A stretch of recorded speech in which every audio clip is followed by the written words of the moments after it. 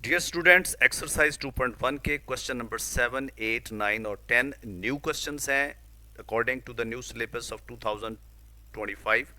ये बड़े ज़बरदस्त और बड़े अच्छे लेवल के क्वेश्चंस हैं जो हमें एनालिटिकल लर्निंग प्रोवाइड करते हैं कि किसी फंक्शन को 1 to 1 या ऑन टू प्रूव करना हो तो उसके लिए थ्योरेटिकल प्रोसेस क्या है। तो ये बड़े ज़बरदस्त क्वेश्चंस हैं जो एनालिटिकल स्किल्स को इम्प्रूव करते हैं। लेकिन ये हमने करना कैसे है? हमें एक फंक्शन गिवन होगा फ्रॉम x टू y, हमें उसे ऑन टू प्रूव करने को कहा जाएगा या 1 to 1 प्रूव करने को कहा जाएगा। तो ऑन टू फंक्शन की क्या पहचान होती है? उसकी रेंज इक्वल टू y होनी चाहिए, यानी ये जो कोडोमेन है ये एग्जैक्टली रेंज होनी चाहिए।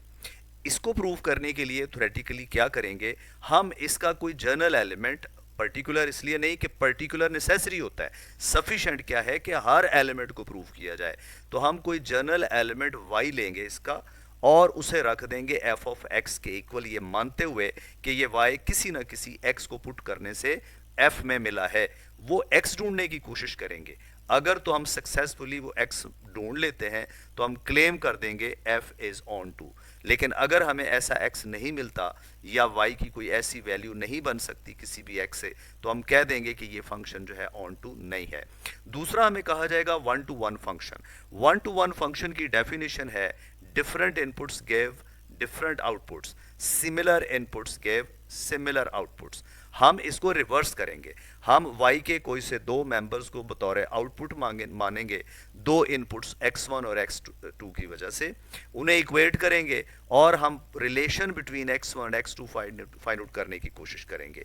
अगर तो रिजल्ट हमारा जो रिलेशन फाइंड आउट करना, सॉल्व करने का है कि x1 equal to x2 generally prove हो जाता है, तो हम कह देंगे ये 1 to 1 है। लेकिन अगर कम से कम एक पेयर x1 x2 का ऐसा एग्जिस्ट कर जाए कि जो आपस में तो इक्वल ना हो लेकिन उनके फंक्शन वैल्यूज बराबर हो, तो हम कह देंगे ये 1 to 1 फंक्शन नहीं है। आइए एक्सरसाइज की तरफ चलते हैं। फर्स्ट क्वेश्चन है f of x equal to 3x minus 5। इसके तीन पार्ट्स हैं, तीनों डिफरेंट नोयत के हैं। पहला पार्ट वही रूटीन का है कि हम इसकी डोमेन और रेंज फाइंड आउट करें। डोमेन स्ट्रेट फॉरवर्ड है, चूंकि इसमें कोई रेडिकल साइन नहीं, कोई फ्रैक्शन नहीं, तो हम कह देंगे ये x की तमाम वैल्यूज के लिए डिफाइंड है, इसलिए इसकी डोमेन तमाम रियल नंबर्स हैं। रेंज के लिए वही रूटीन का मेथड, इसे y एज्यूम करेंगे और x की वैल्यू ढूंढेंगे। तो हम देखेंगे y पे तो कोई रिस्ट्रिक्शन नहीं, इसमें भी कोई रेडिकल साइन नहीं, कोई फ्रैक्शन नहीं है, डिनोमिनेटर जीरो नहीं आता, डिनोमिनेटर कभी जीरो नहीं होगा, इसका मतलब यहां से y की हर वैल्यू मिल सकती है। सो इसकी रेंज क्या हो गई, ये चूंकि y की तमाम वैल्यूज के लिए डिफाइंड है, इसकी रेंज भी तमाम रियल नंबर्स हो गई। अच्छा, अगर इसकी रेंज रियल नंबर्स है तो हमें इसके लिए इस क्वेश्चन का तीसरे का आंसर तो यहीं से मिल सकता है। बट अगर ये तीसरा पार्ट जो है ये इंडिपेंडेंटली एग्जाम में आता है, यही फंक्शन होता है लेकिन सिर्फ तीसरा पार्ट आता है, तो हम ये लाजमन करेंगे इतना पार्ट उसके लिए और फिर बात करेंगे। आइए, हम ये पार्ट 1 कंप्लीट कर चुके हैं, डोमेन रेंज आ गई है, पार्ट नंबर 2 पे चलते हैं। Is this function 1 to 1? Recall that हमने कहा कि 1 to 1 के लिए क्या करेंगे, हम इसके दो आउटपुट्स यानी f ऑफ x1 को f ऑफ x2 के इक्वल रख देंगे और ट्राई करेंगे कि प्रूव हो जाए x1 इक्वल टू x2 है। अगर ये प्रूव हो गया तो हम क्लेम कर देंगे ये 1 to 1 है। Let us do it. f of x1 को f ऑफ x2 के इक्वल एज्यूम किया, f ऑफ x1 की वैल्यू हो जाएगी 3x1 माइनस 5 और x2 की वैल्यू हो जाएगी 3x2 माइनस 5। दोनों तरफ माइनस 5 कैंसिल है, 3x1 इक्वल टू 3x2 और लेटर ऑन देखिए यहां पे भी 3 कैंसिल हो सकता है, x1 इक्वल टू x2 आ गया विदाउट एनी एक्सेप्शन, कोई और रीजन नहीं, कोई और वे नहीं, x1 को x2 के इक्वल होना ही होना है। इसका मतलब है कि ये फंक्शन 1 to 1 प्रूव हो गया because outputs are same whenever inputs are same, और अगर ये अनइक्वल होते तो ये भी अनइक्वल होते, तो जस्टिफाई हो गया हमारा आंसर। थर्ड पार्ट पे चलते हैं जी। थर्ड पार्ट है is this function onto if the codomain is all real numbers. तो अब हम क्या करेंगे, चूंकि कोडोमेन और रियल नंबर है, we will prove that for every y in codomain, यानी हर रियल नंबर के लिए there is some x in domain. इसकी डोमेन भी चूंकि रियल नंबर्स है तो लेट अस डू इट। तो ये सारा सोल्यूशन, ये वाला पार्ट जो इतना है ना रेंज निकालने वाला, ये फिर से करना पड़ेगा। तो ये फिर से करते हैं। तो हम देखते हैं कि हर y के लिए जब भी आप एक रियल नंबर y लेंगे उसके लिए एक x मिलेगा जो कि उसी y से बनेगा। मसलन आप कहते हैं जी मुझे इस फंक्शन से 7 बना के दिखाइए, तो मैं कहूंगा कि वो 7 बनाने के लिए आप 7 + 5 12/3 4 इसमें लगा दें तो आपको 7 मिल जाएगा। So this is reverse relation. जब ये रिवर्स रिलेशन y की तमाम वैल्यूज के लिए डिफाइंड हो तो हम क्या कहते हैं कि ये फंक्शन ऑन टू है। चूंकि ये डिफाइंड है y की तमाम वैल्यूज के लिए, ना स्क्वायर रूट है ना डिनोमिनेटर है, so this function is onto. तीनों पार्ट्स हो गए। आगे बढ़ते हैं। एक अच्छा क्वेश्चन आपने एनालिटिकली देखा। Next question is f from r to r। अब यहां पे बड़ा इंटरेस्टिंग स्टेटमेंट है आप सबके लिए, एक इंपॉर्टेंट है कि यहां f from r to r defined by का है, यहां कहीं वर्ड फंक्शन नहीं है, तो हम इसे रिलेशन ही मानेंगे। It's not a function actually. लेकिन आइए देखते हैं हमें क्या करना है, इसकी डोमेन और रेंज दोनों मालूम करनी है। आइए डोमेन के लिए काम करते हैं। f of x is defined if, चूंकि इस फंक्शन में देखिए फ्रैक्शन है और फ्रैक्शन में वेरिएबल है, तो हमने कहा था कि डिनोमिनेटर 0 नहीं होना चाहिए। तो ये कब डिफाइंड होगा? जब x + 1 0 ना हो, मतलब x = -1 के ना हो। पता चला कि इसकी डोमेन तमाम रियल नंबर्स हैं लेकिन -1 नहीं लगा सकते, तो ये फंक्शन नहीं है क्योंकि इसकी डोमेन में ये -1 शामिल नहीं है। तो हमने कहा था कि कोई रिलेशन फंक्शन तब होता है जब उसकी डोमेन पूरा सेट पहला हो जाए, तो यहां पूरा सेट पहला नहीं है। ये लकीली हमसे पूछा नहीं है कि ये रिलेशन फंक्शन है कि नहीं, ये आपके लिए भी लर्निंग है, उसने कहा भी नहीं कि ये फंक्शन है। So this relation is not function and because its domain is not all real numbers but real numbers -1। Range की बात करते हैं। रेंज के लिए क्या तरीका है? लेट y = 2x - 3 / x + 1 जो कि f ऑफ x है। हमने मान लिया कि क्या इसके y, इसके आउटपुट्स कैसे होंगे। Let us try to find y। Cross multiply करते हैं, x को इन टर्म्स ऑफ y हमने एक्सप्रेस करना है। x वाली सारी टर्म्स एक तरफ, x कॉमन लेंगे तो ये लेफ्ट पे y + 3, राइट पे x × 2 - y। x की वैल्यू आपके पास आ गई y + 3/2 - y। आप देख सकते हैं कि हमें y की वैल्यू 2 यहां लगाने की इजाजत नहीं है, डिनोमिनेटर 0 हो जाता है। तो हम क्या बताएंगे उनको? This relation becomes undefined when 2 - y is 0. So 2 - y is not equal to 0. y की वैल्यू कभी 2 नहीं आ सकती, मतलब f of x कभी 2 के इक्वल नहीं होगा। इसका मतलब इसकी range set of real numbers पूरा नहीं होगा, उसमें ये 2 शामिल नहीं होगा। सो रेंज इज r - 2। यही चीज वैसे तो अब जो मैं आपको दिखाने जा रहा हूं, इसका ग्राफ दिखाने जा रहा हूं, वो आपके सोल्यूशन का पार्ट नहीं है। तो आप इसका ग्राफ देखिए कैसा बनता है। इस फंक्शन का ग्राफ, इस रिलेशन का ग्राफ ये बनता है, ये 2 कर्व्स बनती हैं। इसकी डोमेन में -1 नहीं है, तो आप गौर कीजिए x = -1 के सामने इस ग्राफ का कोई पार्ट कभी नहीं आएगा। इसकी रेंज में 2 नहीं है, तो y की वैल्यू 2 के सामने इसके ग्राफ का कोई पार्ट नहीं आएगा। ये just as a bonus point आपको इसका ग्राफ दिखाया है कि डोमेन और रेंज पता चलने से उसको ग्राफिकली भी हम चेक कर सकते हैं। आगे बढ़ते हैं। Determine whether this function is onto. Onto के लिए क्या जरूरी है? ऑन टू के लिए जरूरी है कि इस फंक्शन की range set of all real numbers यानी कोडोमेन के इक्वल हो जाए। तो ये तो हमें यहीं से पता चल गया, इसकी रेंज जो है वो r - 2 है, r के इक्वल नहीं है, तो हम इधर ही कह सकते हैं f of x is not onto function. अगर ये क्वेश्चन बतौर क्वेश्चन कर रहे हैं तो ये ठीक है, कंप्लीट हो गया। लेकिन प्रॉब्लम इज दैट कि अगर ये स्टेटमेंट ऐसे आए और सिर्फ सेकंड पार्ट एग्जाम में आए तो आपने इसकी ये सारी कैलकुलेशन करनी है। f of x is on to if every y belonging to r, जो कि कोडोमेन है यहाँ पे r, there is some x belonging to r in a domain such that y is equal to f of x। तो आइए ढूंढते हैं क्या हर r के लिए कोई ना कोई r के हर मेंबर के लिए कोई ना कोई रियल नंबर है या नहीं है। Let us do it. y = 2x - 3 / x + 1, यानी ये जो रेंज निकालने वाले स्टेप्स थे वो सारे करने हैं। तो आपको इन द एंड यही पता चलेगा कि y 2 के इक्वल नहीं आना। इसका मतलब है इसकी रेंज जो है फंक्शन की वैल्यू कभी 2 नहीं आएगी, इसकी range not equal to R होगी। तो ये अगर सिर्फ सेकंड पार्ट एग्जाम में आ जाता है तो ये यहां से लेकर यहां तक करना है, लेकिन अगर आप क्वेश्चन कर रहे हैं प्रैक्टिस के तौर पे तो ये पहले हिस्से में आपने ये इतना काम कर लिया हुआ है। तो ये कंप्लीट सोल्यूशन है सेकंड पार्ट की, if it appears in examination as an independent question. Third part is prove that f of x is 1 to 1। 1 to 1 के लिए हम क्या करते हैं, रिकॉल दैट हम आउटपुट्स इक्वल एज्यूम करते हैं, f of x1 equal to f of x2। उससे हम कोशिश करते हैं कि x1 और x2 प्रूव हो जाए इक्वल है। Let us do it. F of x1 की वैल्यू यहां से बनेगी 2x1 minus 3 over x1 plus 1, और एफ ऑफ x2 की वैल्यू बनेगी 2x2 minus 3 over x2 plus 1।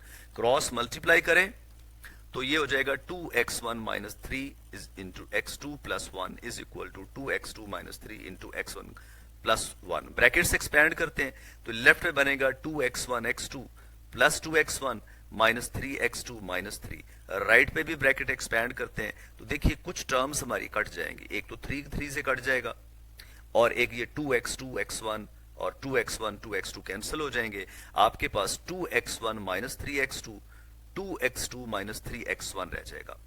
सारी टर्म्स को एक तरफ लाइक टर्म्स को लेके आते हैं, 3x1 इधर आकर ऐड होके 5x1 बनाएगा, 3x2 इधर ऐड होके 5x2 बनाएगा, 5 कैंसल। तो देखिए बगैर किसी और एग्जेम्पशन के x1 equal to x2 prove हो गया। यही हमारा टारगेट था। So it proved that this function is 1 to 1। Let us move to question number 9. Question number 9 is consider f from r to r plus। यहां पे book में plus लिखा हुआ है, आप करेक्शन कर लीजिएगा, क्योंकि अगर प्लस हो तो फिर ये r plus onto function bijective नहीं होगा। ये इसकी करेक्शन कर लीजिएगा। आपने इसको बाइजेक्टिव फंक्शन प्रूव करना है, तो बाइजेक्टिव के लिए हमें दो चीजें प्रूव करनी है। ये चेक करना है क्या ये 1 to 1 है, ये चेक करना है क्या ये ऑन टू है। Let us do it. 1 to 1 के लिए वही प्रोसीजर है, आउटपुट्स इक्वल रखेंगे, f of x1 equal to f of x2। F of x1 की वैल्यू यहां से हो जाएगी e raise to the power minus x1, और f of x2 will be e raise to the power of minus x2। यहां से 1 over कर लें, क्रॉस मल्टीप्लाई कर लें। अब हम बेस कैंसिलेशन करते हैं तो x1 इक्वल टू x2 के प्रूव हो गया। इनपुट्स इक्वल प्रूव हो गए, जब भी आउटपुट्स इक्वल होंगे तो फंक्शन प्रूव हो गया 1 to 1 है। Let us check whether it is onto और नॉट। ऑन टू के लिए हमें क्या करना है, हमें कोडोमेन का कोई भी जनरल एलिमेंट लेना है, उसे फंक्शन के इक्वल पुट करना है और बैक सॉल्व करना है। x की वैल्यू फाइंड आउट करने की कोशिश करते हैं, लॉग लेते हैं ln y equal to ln e power minus x। Log क्या करता है, पावर को कोएफिशिएंट बना देता है और log ऑफ e अलग हो जाएगा, लेकिन ln e हमेशा 1 के इक्वल होता है। आप अपने कैलकुलेटर से भी चेक कर सकते हैं, तो इसका आंसर माइनस x हो जाएगा। यहां से x की वैल्यू हो जाएगी माइनस ln y। log क्या करता है, अपने कोएफिशिएंट को पावर बना देता है, जैसे पावर को कोएफिशिएंट बनाता है वैसे ही कोएफिशिएंट को पावर बना देता है। लीजिए x की वैल्यू बन गई ln 1/y। इसका मतलब यह हुआ कि जब भी आप सोचें कि मुझे कोई पॉजिटिव रियल नंबर इस फंक्शन से आउटपुट के तौर पर मिल सकता है कि नहीं मिल सकता, आप हमें y बताइए, हम इस फॉर्मूले में y लगा के आपको x बता देंगे। तो इससे पता चला कि for every y belonging to r plus there is an x belonging to r capital, जो कि log ऑफ 1/y जैसा होगा, such that y is equal to e power minus x, जो कि प्रूव कर देता है कि ये फंक्शन ऑन टू है। दोनों कंडीशन सेटिस्फाई हो गई तो function is a bijective function. 10वां क्वेश्चन बाकी है, ये तो बड़ा कमाल क्वेश्चन है। आइए इस क्वेश्चन को भी करते हैं। एफ ऑफ एक्स, इसमें g गिवन है r to r by g of x equal to x cube minus 3x। Determine करना है कि gx जो है इंजेक्टिव या सरजेक्टिव, 1 to 1 है या ऑन टू है या ये दोनों है। Let us try. इंजेक्टिव के लिए क्या करना होता है, injective means 1 to 1, outputs equal रखने हैं, आगे सॉल्व करना है। ये एक क्यूबिक इक्वेशन बन गई। इसमें हम क्या करते हैं कि x1 cube minus x2 cube इकट्ठे कर लेते हैं, 3x1 और इधर से 3x2 इधर लाते हैं।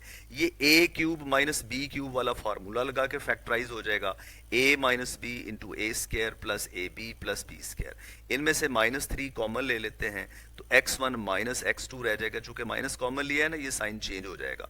अब दोनों में से कुछ कॉमन है, x1 minus x2 through out common, ये 3 टर्म्स और -3 बच जाएंगे।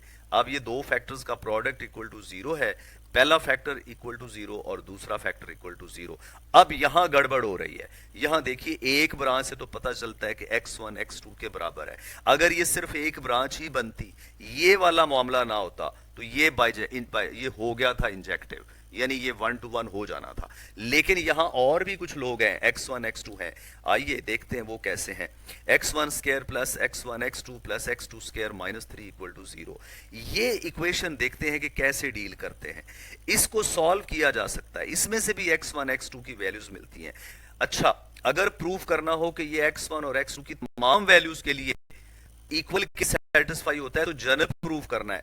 किसी चीज को प्रूफ करने के लिए जनरल प्रूफ देते हैं, लेकिन किसी चीज को गलत साबित करने के लिए सिर्फ एक एग्जाम्पल दिखा देना काफी है। आइए इसमें आपको एग्जाम्पल दिखाते हैं। इसमें x2 को 0 कर देते हैं, तो x2 को 0 करने से बनेगा x1 square minus 3 equal to 0, x1 square equal to 3। ये तो x1 की दो वैल्यूज आ गई, plus minus under root 3। x2 0, x1 की दो वैल्यूज, लेकिन gx1 और gx2 बराबर। चेक करें, x1 अंडर रूट 3 लेते हैं, x2 0 लेते हैं, तो क्या होता है, g ऑफ x1 जो है वो under root 3 cube, 3 under root 3 बनेगा, और वैसे अंडर रूट 3 कॉमन भी ले सकते हैं, 3 माइनस 3, तो g of x1 under root 3 पे 0 आ गया। g ऑफ x2 0 लगाएं, 0 माइनस 0 ये भी 0 हो गया, गड़बड़ हो गई। gx1 और gx2 बराबर हैं, दोनों के आंसर 0 हैं, लेकिन x1 x2 बराबर नहीं है। इसका मतलब है कि इस फंक्शन में g of x1 g of x2 बराबर हैं उन वैल्यूज के लिए, कई वैल्यूज के लिए जो आपस में बराबर हैं, लेकिन कुछ ऐसी वैल्यूज भी हैं जिनके लिए वो वैल्यूज तो बराबर नहीं, लेकिन फंक्शन वैल्यूज बराबर हैं। तो ये साबित करता है कि ये वाला फंक्शन 1 to 1 नहीं है। It's proved it's not injective. अब आते हैं जी, व्हाट अबाउट ऑन टू।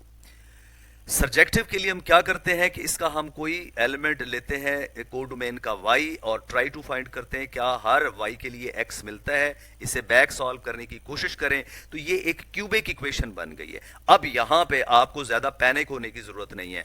आपने cube roots of unity find out की थी, x cube minus 1 equal to 0 को सॉल्व किया था, तो उसे x की एक वैल्यू 1 आई थी जो कि रियल वैल्यू है। जब भी क्यूबिक इक्वेशन को आप सॉल्व करते हैं डिग्री 3 वाली को, जिसके कोएफिशिएंट रियल होते हैं, उसकी एक रूट रियल जरूर होती है। इसका मतलब है हर y के लिए कम से कम एक x रियल नंबर जरूर मिलेगा, जिससे ये y आउटपुट बनेगा। तो ये ऑन टू तो है, लेकिन ये 1 to 1 नहीं है। इसी क्वेश्चन को आप एक और तरीके से भी कर सकते हैं, यहां तक आप करते जाइए। लेकिन ये जो सेकंड केस था, इसमें आप x1 में इसे क्वाड्रेटिक मान के इसको सॉल्व करें तो आप देखेंगे कि x1 की बेशुमार वैल्यूज आ जाती हैं अगर x2 को -2 और 2 के दरमियान रखा जाए। ये वाला प्रूफ मैं आपको रिकमेंड नहीं करूंगा, ये वैसे ही एडिशनल दिया है कि ना सिर्फ x1 x2 की जो मैंने एग्जांपल्स पिछली स्लाइड में दी थी, सिर्फ उनके लिए ये gx1 gx2 बराबर आता है, लेकिन फंक्शन वैल्यू बराबर नहीं, बल्कि इस रेंज में बेशुमार वैल्यूज है। मैं आपको इसका थोड़ा ग्राफ भी दिखा देता हूं। ये देखिए, ये इसका ग्राफ है, -2 से 2 तक इसमें ये इंटरसेक्शन पार्ट भी बनता है और ये यूनियन पार्ट भी बनता है। इसी पोर्शन में इसके आउटपुट्स जो हैं वो डिफरेंट इनपुट्स के लिए सेम बनेंगे, इसलिए ये फंक्शन 1 to 1 नहीं है। ये ग्राफ आपने नहीं बनाना, ये सिर्फ आपको समझाने के लिए। इसके साथ ही ये लेक्चर हमारा कंप्लीट होता है और एक्सरसाइज अब मुकम्मल हो गई, 9वें पे नहीं, ये 10वें पे कंप्लीट हो गई। कोई भी इस एक्सरसाइज के बारे में क्यूरी हो, चूंकि हम ये जॉब कंप्लीट कर चुके हैं, आप मेरे से शेयर कीजिएगा, उसके ऊपर मजीद एक्सप्लेनेटरी लेक्चर आप तक इंशाल्लाह पहुंच जाएगा। Thank you very much and wishing you best of luck.